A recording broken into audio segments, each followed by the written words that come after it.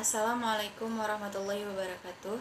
Perkenalkan, saya Ellen Sinepitasari dari kelas HKI 4B dengan nomor induk mahasiswa 1911110030 akan menjelaskan sedikit tentang hadas untuk memenuhi tugas dari mata kuliah praktek ibadah.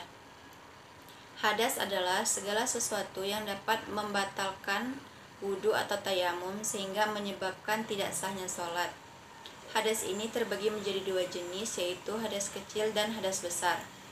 Adapun hadas kecil adalah kotoran atau najis yang dikeluarkan oleh manusia yang mana bila ia hendak sholat atau membaca Al-Quran, maka ia harus berwudu atau bertayamum.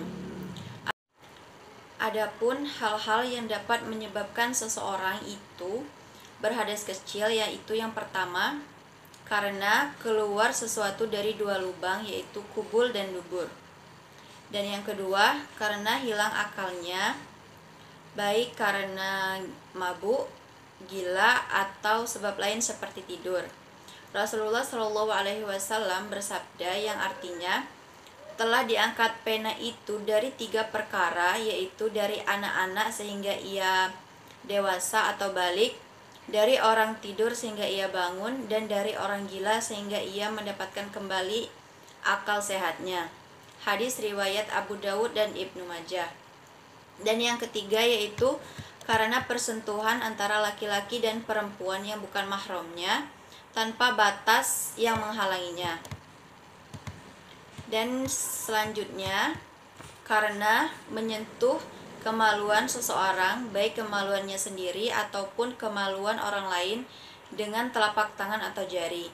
Jika yang mengenai kemaluan selain telapak tangan atau jari, maka tidak termasuk yang mengharuskan bersuci dari hadas kecil.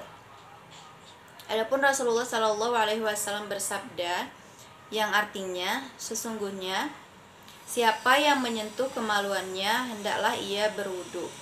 Hadis riwayat 5 ahli hadis. Dari hadas kecil ini menyebabkan diharamkannya beberapa perkara, yaitu diharamkan untuk mendirikan sholat, tawaf, dan juga menyentuh Al-Quran. Dan yang selanjutnya yaitu ada hadas besar. Hadas besar ialah keadaan seseorang tidak suci, dan supaya ia menjadi suci maka ia harus mandi, atau jika tidak ada air maka ia boleh bertayamum. Adapun hal-hal yang menyebabkan seseorang berhadas besar ialah yang pertama, bertemunya 2 buah kelamin laki-laki dengan perempuan atau bersetubuh, baik keluar mani ataupun tidak.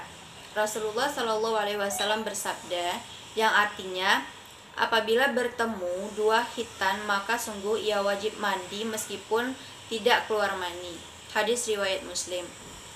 Dan yang kedua yaitu keluar mani baik karena bermimpi atau sebab lain. Yang ketiga yaitu disebabkan oleh meninggal dunia.